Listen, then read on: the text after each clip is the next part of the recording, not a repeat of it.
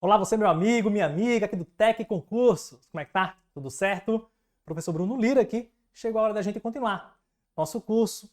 Estamos falando aqui sobre desapropriação e vamos falar aqui de últimos pontos importantes a respeito da desapropriação. Pessoal, vamos lá. Gente, seguinte. Aqui na desapropriação tem alguns pontos importantes para a gente conversar, como a desapropriação indireta. Importantíssimo a desapropriação indireta, tá? O que seria desapropriar indiretamente, professor? O que seria uma desapropriação indireta? Gente, a desapropriação indireta, pessoal, ela nada mais nada menos é do que um esbulho praticado pelo Estado. Uma invasão de terra. É quando o Estado, gente, ele invade um bem. Olha só que interessante. A gente viu até agora que o Estado, para fazer desapropriação, ele tem todo um procedimento, fase declaratória, fase executória. Mas aqui não.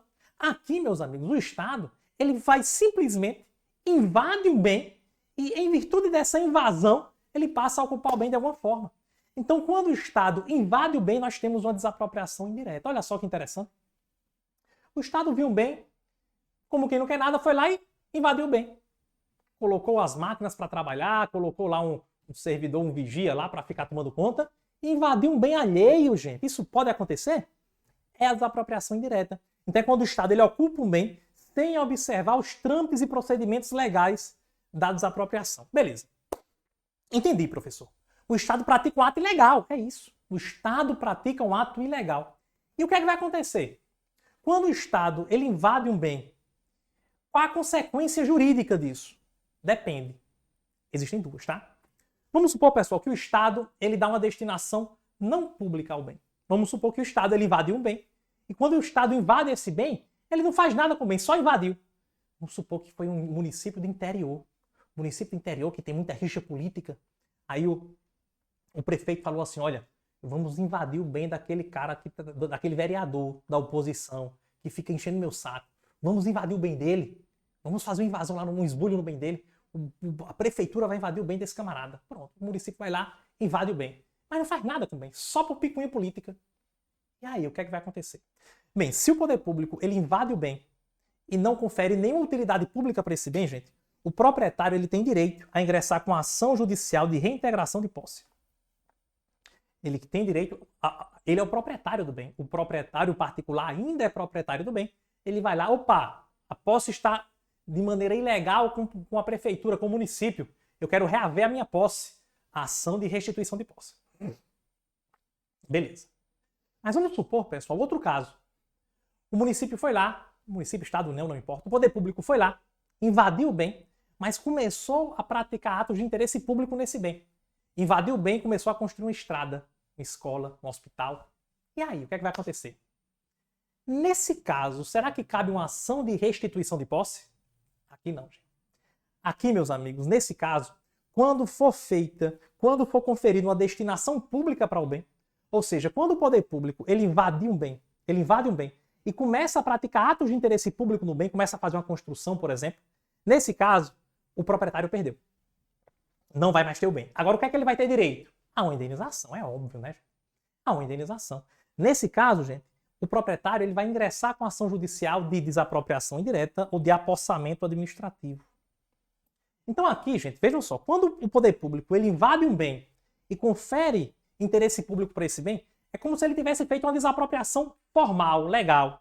Só que a diferença é o seguinte, na desapropriação comum, quem tem a iniciativa do procedimento formal é o poder público. O poder público, por exemplo, tenta um acordo, se não consegue, o próprio poder público vai entrar com ação judicial de desapropriação. Isso é na desapropriação comum.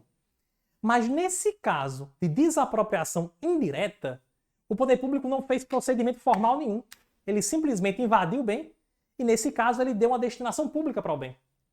Aí cheguei eu lá, eu viajei, voltei para casa, tá lá o poder público construindo uma escola dentro do meu terreno. E aí, o que é que eu faço? Gente, o poder público está aqui, ó, construindo uma escola no meu terreno. Eu tenho direito de quê? Não tenho direito de restituição de posse, porque tem uma finalidade pública que está sendo construída ali. Eu vou ter direito à indenização pela desapropriação que foi feita. Nesse caso, não é o poder público que entra com ação judicial, porque o poder público fez um esbulho, um procedimento informal. Nesse caso, quem vai entrar com a ação judicial sou eu, o proprietário.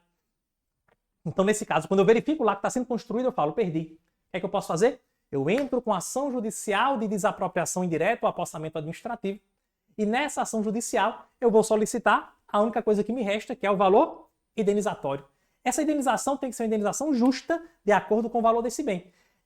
O cálculo é o mesmo cálculo que seria feito se eu tivesse um procedimento de desapropriação comum, que seria o Estado entrando com a ação de desapropriação contra o proprietário.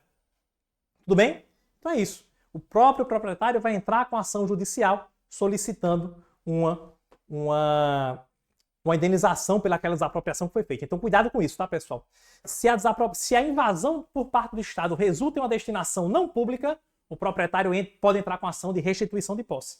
Mas se o esbulho praticado pelo Estado confere ao bem invadido uma finalidade pública, aí o proprietário, a única coisa que lhe resta é entrar com ação judicial de desapropriação indireta e solicitar o valor indenizatório.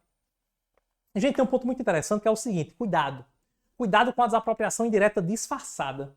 A gente viu, dentro desse nosso título de intervenção do Estado na propriedade privada, nós vimos sobre um ponto aqui importante sobre servidão administrativa. Vamos fazer um exemplo aqui para você, tá? Deixa eu abrir uma tela em branco aqui para a gente citar um exemplo. Vamos supor que nós temos aqui um imóvel. Eu tenho um imóvel, tá? E nesse imóvel, vamos supor que o Estado ele fez uma servidão administrativa. A servidão a gente viu que é quando o Estado ele utiliza um bem público privado para que esse bem possa auxiliar na prestação de serviço público ou obra pública. Mas vamos supor que eu tenho aqui, o Estado fez uma servidão em parte desse imóvel para colocar poste de condução de energia elétrica. Poste de condução de energia... Então, vários postes aqui, ó. Vários postes de energia. Pronto, beleza. Ok. Servidão administrativa. O proprietário continua usando o bem, uma proporção menor, mas continua usando. E nesse pedacinho aqui, fica reservado para o Estado, para a servidão dele. Ok. Tudo bem. Vamos supor, pessoal, que o Estado ele começa a ampliar a servidão. Vamos supor que o Estado começa a ampliar essa servidão e começa a colocar mais postes. Mediante atos formais, mas começa a ampliar. Começa a ampliar. Ampliou. De maneira, pessoal, que o Estado ele vai ampliando tanto essa servidão que a parcela de imóvel que o Estado deixa para o proprietário é uma parcela de imóvel que isoladamente se torna inútil. Isoladamente se torna inútil. O que é isso? Desapropriação indireta disfarçada de servidão. É um procedimento ilegal, que não pode acontecer. E o que é que o proprietário pode fazer? O proprietário, percebendo que essa modalidade que era restritiva no início, que era a supressão, se tornou uma modalidade supressiva praticamente, se tornou uma desapropriação. Aí, nesse caso, o proprietário pode entrar com ação de desapropriação indireta. Poder Judiciário, o seguinte, ó, era uma servidão, mas ele foi ampliando tanto essa servidão que ela se transformou em uma desapropriação. E eu agora quero que ela seja convertida na desapropriação para que eu possa receber o valor indenizatório. Porque até esse momento o Estado estava instituindo servidões nesse imóvel, pagando valores apenas com base no prejuízo, no dano calculado. Né? A servidão só paga indenização se for com base em dano calculado, se houver dano. Então o proprietário, olha, não, agora eu quero a conversão agora do judiciário. Eu quero agora que essa servidão me deixou sem usar o imóvel praticamente, eu quero que seja convertida em desapropriação para que eu possa receber o valor justo do bem. E aí sim vai ser feito. Beleza? Ok? Show de bola. Pessoal, ainda sobre desapropriação indireta, é importante a gente saber como funciona a questão dos juros compensatórios. Por quê? Falamos na aula passada sobre juros compensatórios, mas é importante a gente observar aqui o seguinte. Os juros compensatórios, como a gente viu na aula passada, eles vão incidir quando houver emissão provisória na posse. Lembra disso? Quando houver emissão provisória, a partir dali, até o momento de inscrição da dívida do precatório, nós temos 6% ao ano. Só que na desapropriação indireta, gente, eu também tenho que ter juros compensatórios, porque aqui existe uma invasão do bem. O particular, ele perde o bem logo no início, antes mesmo do processo judicial. Então, os juros compensatórios, professor, no processo de desapropriação indireta, começa a contar a partir de quando? Eu posso dizer assim, começa a contar a partir do momento da emissão provisória? Não. Por que não? Porque aqui não há emissão provisória. A emissão provisória é quando o Estado, lá no procedimento comum, Ele entra com a ação judicial, aí depois ele pede ao juiz a emissão provisória. Aqui não, porque aqui o Estado invade o bem, gente. O Estado ele tem a posse antecipada do bem resultante de uma invasão. Então, quando é que começa a contar juros compensatórios da desapropriação indireta? A partir da invasão. Então, logo no momento que o Estado coloca o pé no bem, no momento que o Estado invade o bem, a partir desse momento, começa juros compensatórios.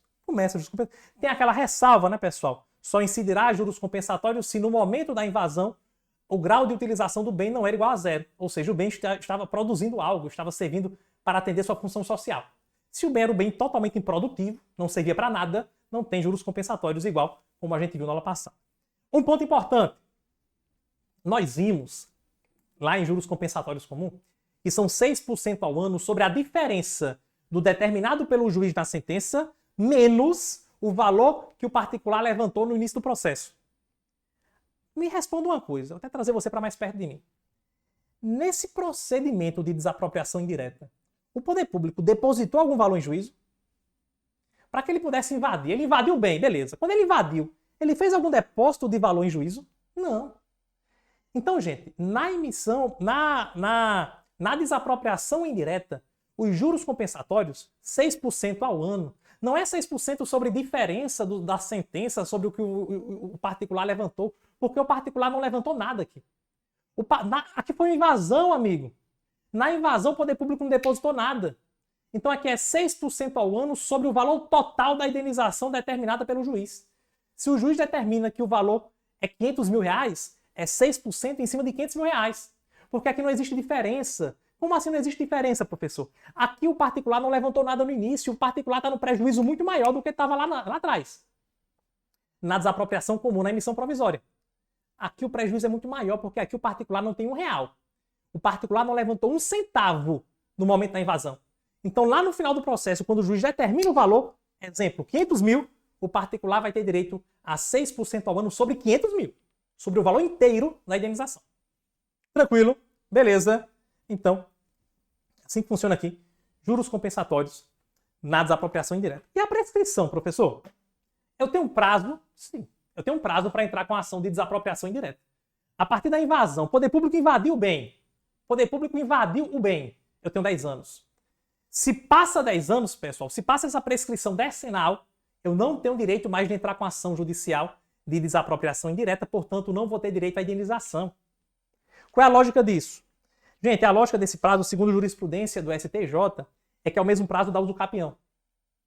Aqui eu tenho um caso de usucapião, pessoal, que é o usucapião em que pressupõe interesse público, né? Porque aqui só vai ter realmente o Estado só vai ter direito a essa desapropriação mesmo se ele conferir interesse público para o bem. Então, lá nas regras do direito civil, quando há interesse público na utilização do bem, o prazo geral de usucapião é um prazo de 10 anos. Então, olha que interessante. O Estado tem um ponto importante para a gente conversar. No nosso curso de Direito Administrativo aqui do TEC, a gente trabalhou sobre bens públicos, né? E lá em bens públicos eu disse que os bens públicos não podem ser usucapidos. São imprescritíveis os bens públicos. Então olha que prerrogativa do Estado. O Estado, ele não pode perder um bem por usucapião, mas ele pode ganhar um bem por usucapião. Ele não pode perder um bem por usucapião, mas pode ganhar. Então quando o Estado invade o bem, passa 10 anos, ele adquire o bem por usucapião. Ou seja, passaram-se 10 anos, o proprietário não vai ter mais direito à indenização. Tranquilo? Vamos fazer a questão sobre o tema. A questão FGV diz assim: a União se apropriou do imóvel de Humberto no ano de 2012, sem observar as formalidades previstas em lei para a desapropriação.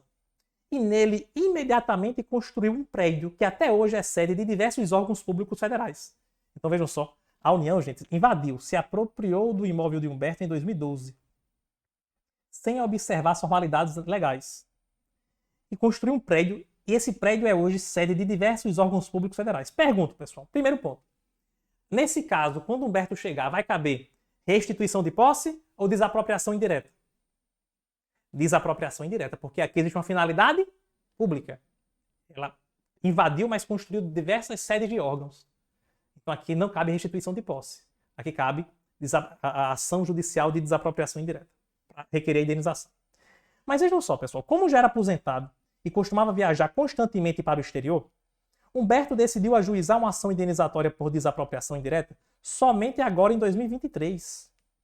Gente, o imóvel foi invadido em 2012. Ele ajuizou em 2023. Passaram-se mais de 10 anos, não foi? Ele ainda tem direito?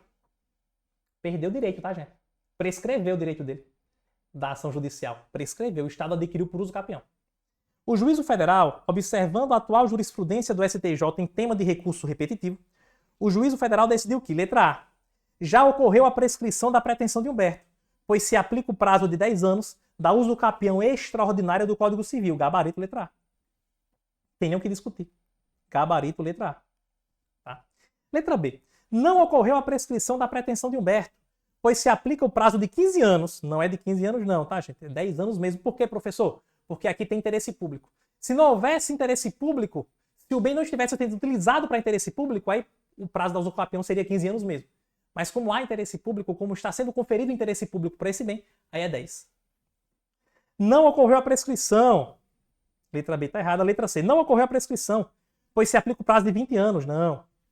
Letra D. Já ocorreu a prescrição da pretensão de Humberto, pois se aplica o prazo quinquenal. Não, não, não. Nada a ver. Não tem nada a ver com o prazo quinquenal de dívida da União, tá? Esse prazo, existe de fato um prazo quinquenal de dívidas da Fazenda, mas esse prazo não é o prazo aplicado aqui para desapropriação indireta.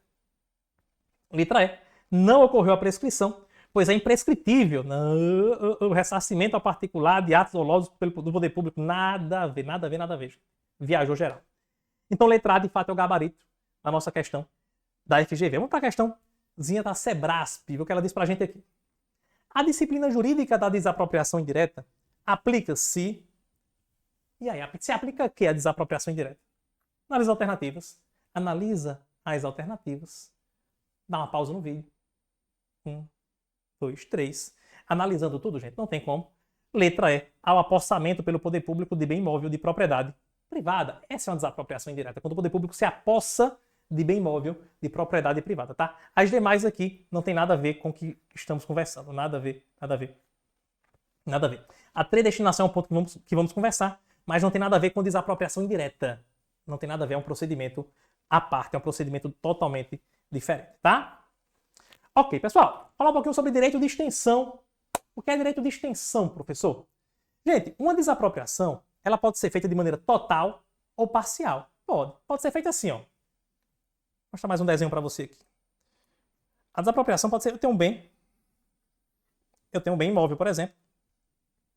O poder público, ele pode desapropriar todo o meu bem. Desapropriação total. Mas o poder público pode também, pessoal, fazer uma desapropriação parcial. Ou seja, eu pego o bem do proprietário e eu quero desapropriar apenas esse pedaço do bem aqui, ó. Desapropriar. Eu não quero fazer servidão, não. Eu quero desapropriar. Pode. A gente vai dividir o bem.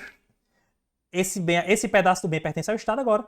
E esse outro pedaço pertence ao particular. Ok. Esse outro pedaço continua pertencendo ao particular. Isso é uma desapropriação parcial. Mas vamos supor, pessoal, que o poder público ele decide fazer uma desapropriação parcial. Só que nessa desapropriação parcial, ele deixa um pedacinho muito, muito pequeno, um pedaço tão irrisório, um pedaço de terra tão irrisório para o proprietário, que isoladamente esse pedaço de terra é inútil. Então vamos supor, tem um bem todo aqui, o poder público foi fazer uma desapropriação, fez assim, ó, desapropriou isso aqui,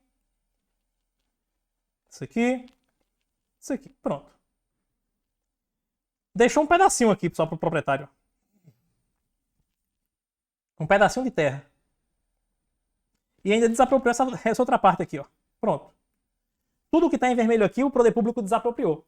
Só que tem um pedacinho lá no meio que ele não interessa não, porque é um pedacinho que a terra é ruim, que não dá nada, enfim. O pedacinho não desapropriou não.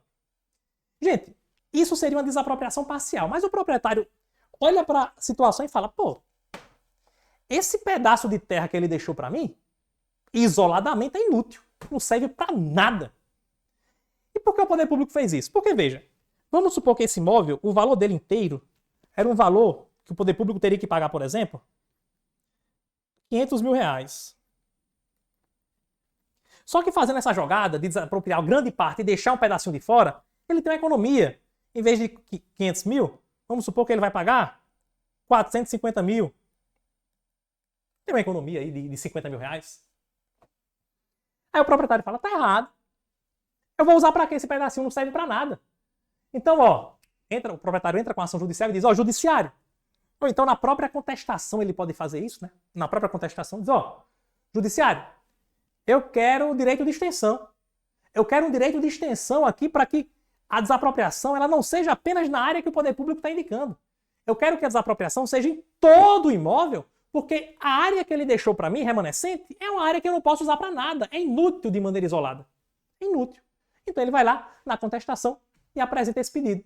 E aí o Poder Judiciário pode, olha, de fato, se reconhecer, fala, de fato, vamos fazer um direito de extensão e em vez de ele pagar apenas 450, ele vai pagar 500 mil, que é o valor total desse bem. Tranquilo? Ok. Então, ocorre quando a desapropriação parcial mantém em propriedade do particular uma área remanescente que de maneira isolada ela é inútil. É o que eu te falei. E o direito de extensão pode ser requerido na própria contestação, pessoal. Na própria contestação. Porque aqui, você vai dizer, professor, mas aí o judiciário ele está analisando mérito da desapropriação? Não. O judiciário está analisando o valor indenizatório. Não está analisando mérito. Está analisando apenas se o valor indenizatório deve ser sobre todo o bem ou não. Beleza? Esse é o direito. Este é o direito de extensão. Alguns outros pontos importantes, como por exemplo, desapropriação por zona. Desapropriação por zona. Gente, a desapropriação por zona, pessoal, ela acontece da seguinte forma. É quando o poder público, deixa eu fazer mais uma obra de arte aqui para você. O poder público quer fazer uma desapropriação de um bem aqui, ó. De um bem, tá? Esse é o bem principal, vamos dizer assim. É o bem principal. Tá? Só que aí, gente, ele pode, se ele quiser, desapropriar bens que são bens contíguos, bens contíguos aqui à área que ele está desapropriando. Então, por exemplo, tem vários imóveis aqui, ó.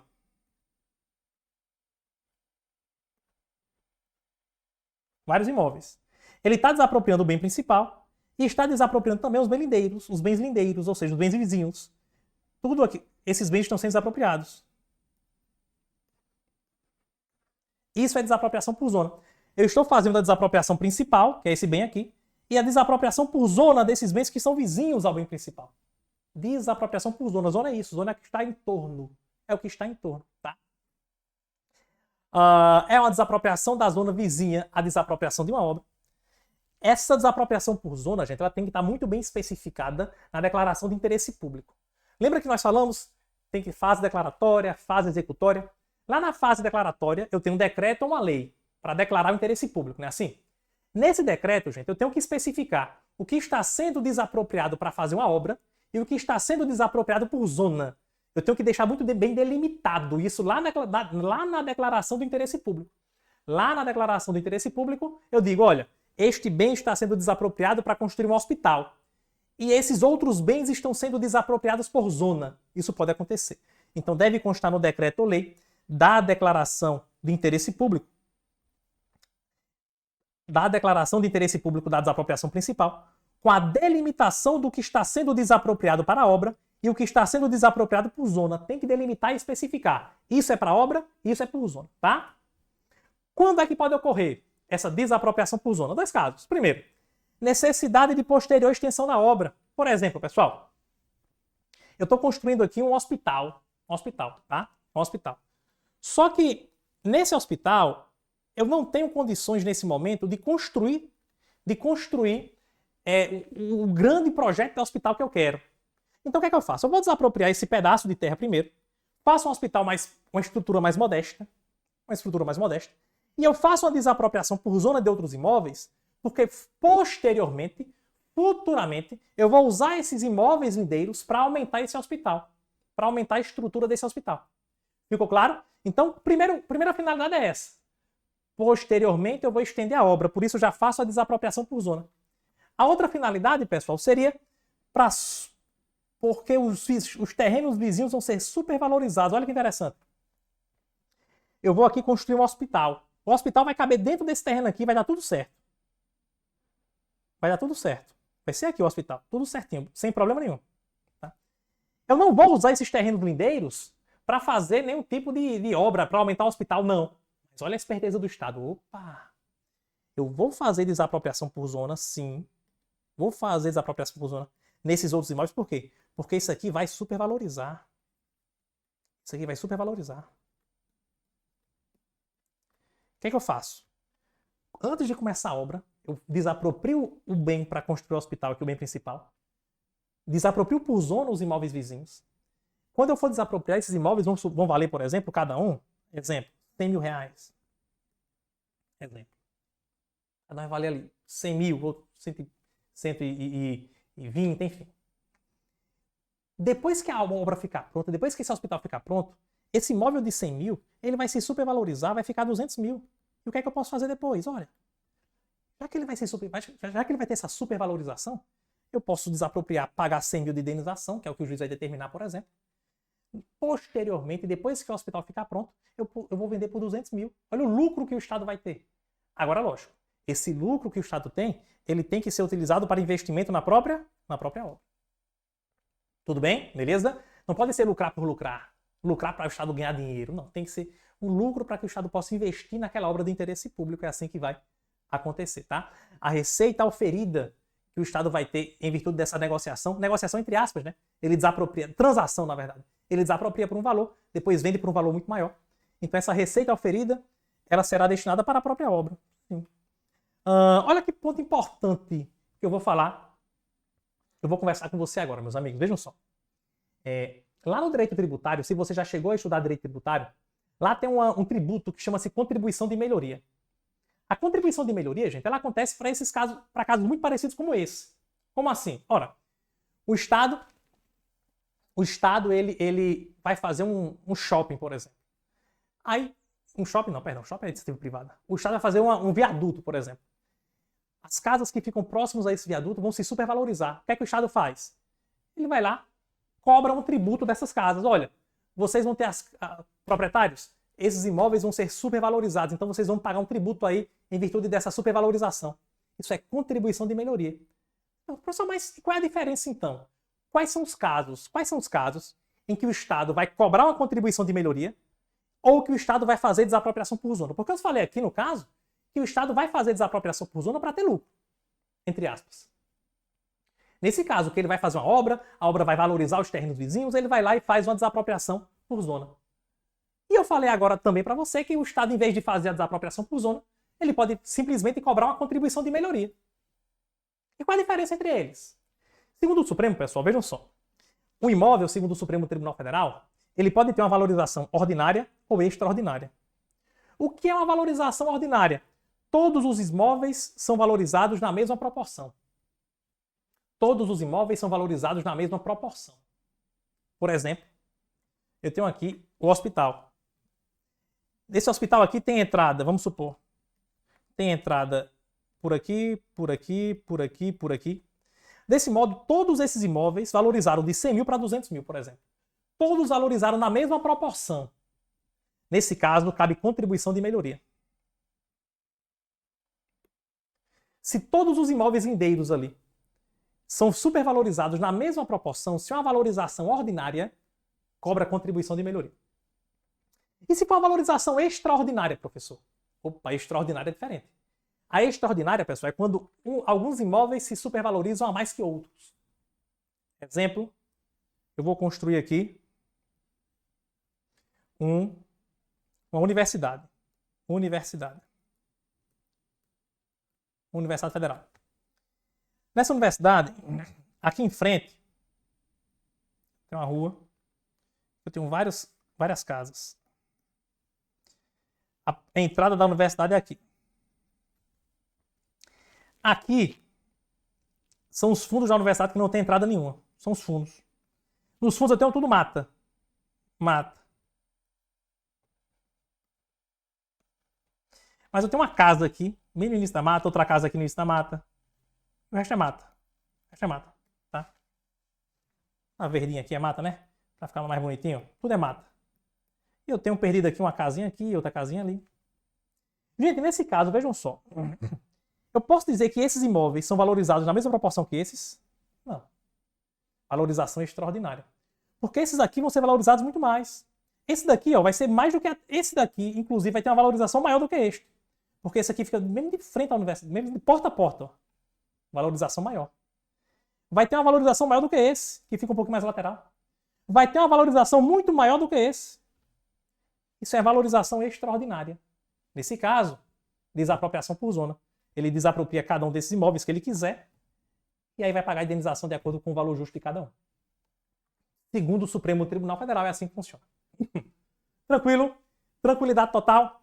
Vamos passar um pouquinho de 30 minutos da aula, mas é para a gente fechar o bloco direitinho com desapropriação. A gente fecha o nosso tema de intervenção do Estado, tá, pessoal? Predestinação. O que é que significa esse troço?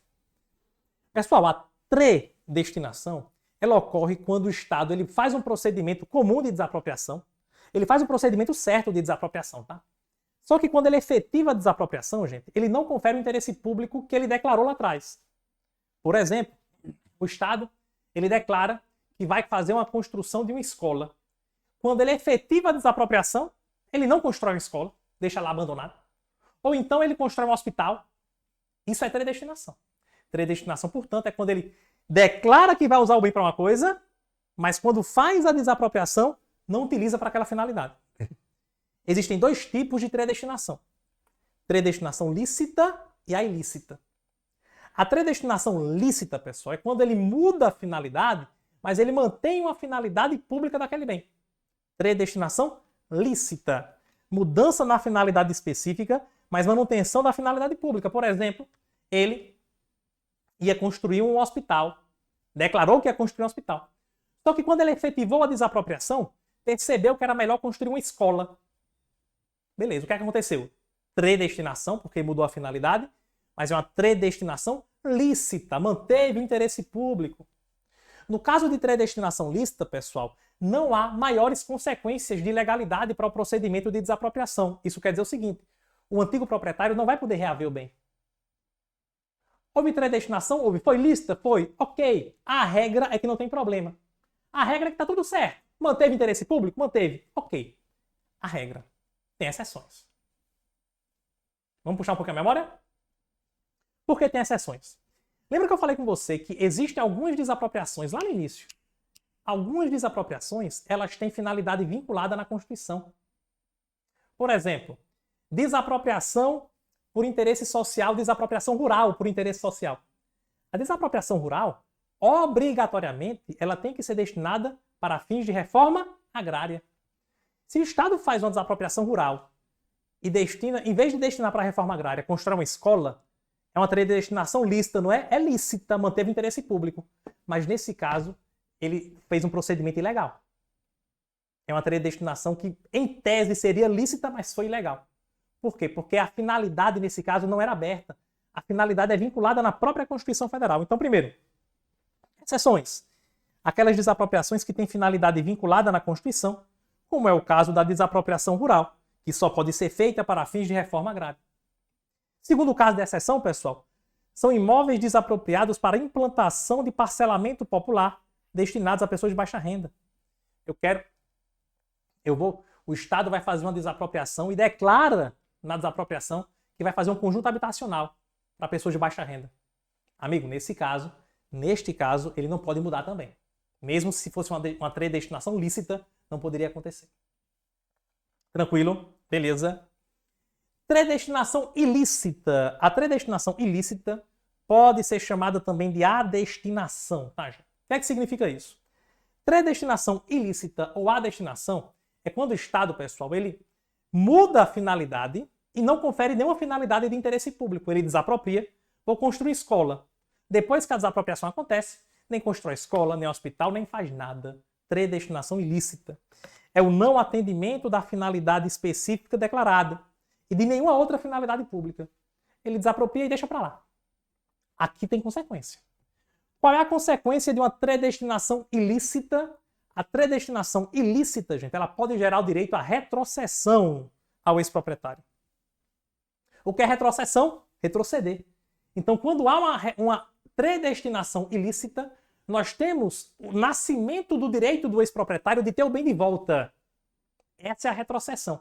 Quando há predestinação ilícita ou há destinação, gera direito para que o proprietário tenha retrocessão.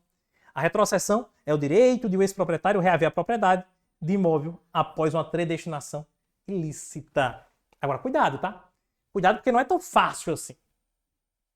Lembra que quando a desapropriação foi feita, o Estado ele pagou uma indenização para o particular. Lembra disso?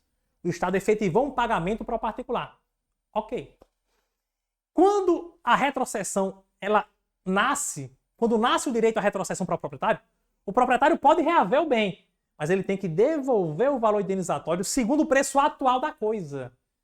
Ele tem que pagar a indenização ao Estado. É necessário que haja devolução do pagamento da indenização segundo o preço atual da coisa. Atual. O preço é atualizado. Vamos supor, pessoal,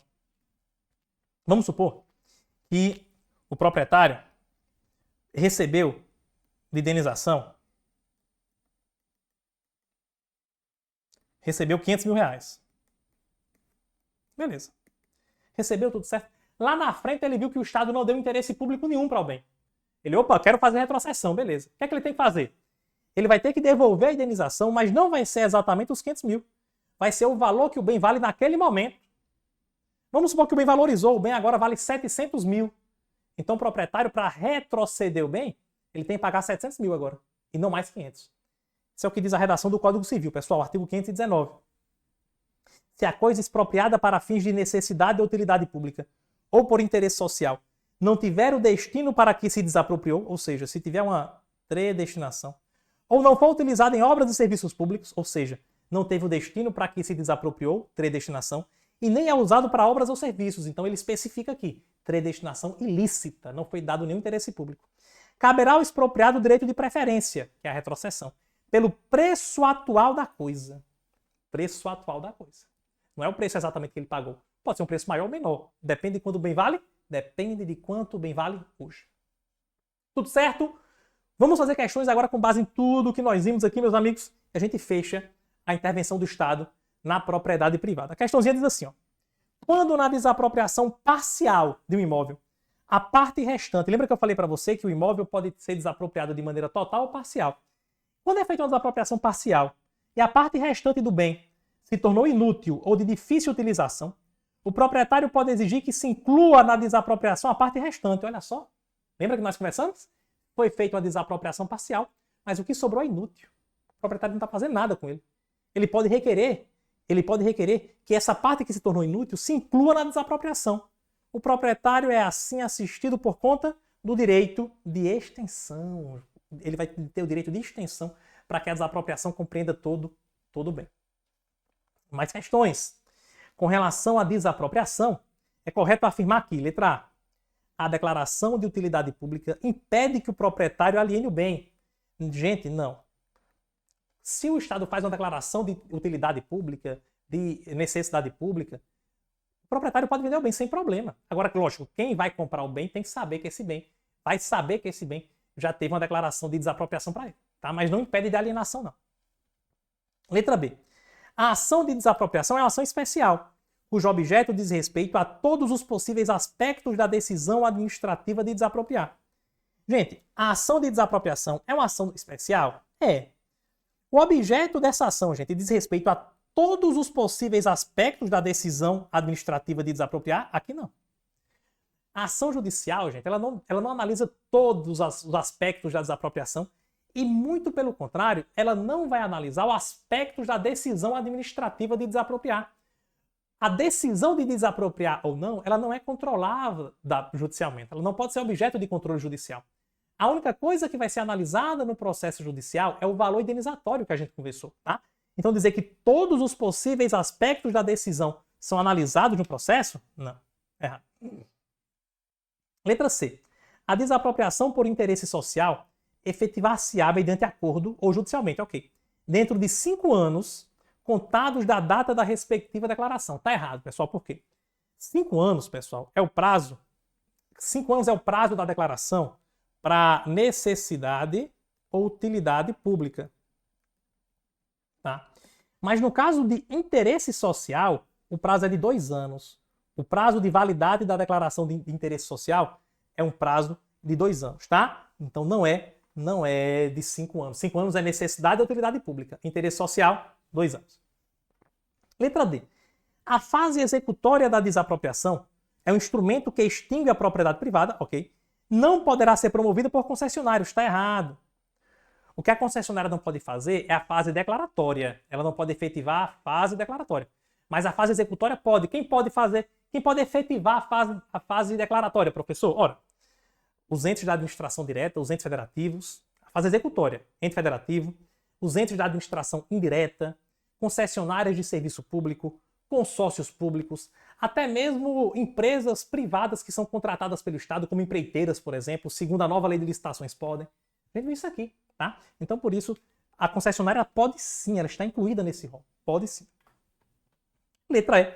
A desapropriação poderá abranger a área contígua necessária ao desenvolvimento da obra a que se destina. Isso é o que chamamos de desapropriação por zona.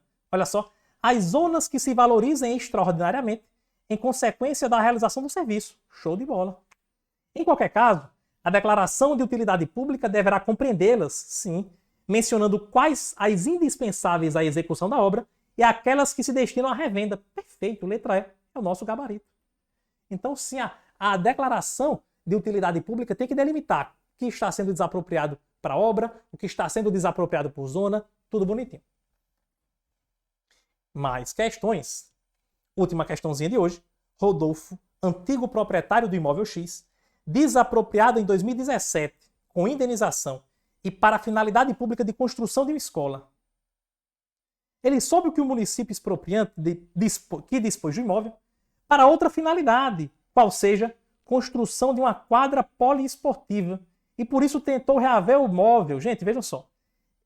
Rodolfo aqui, ele já foi desapropriado. A desapropriação era para construir uma escola.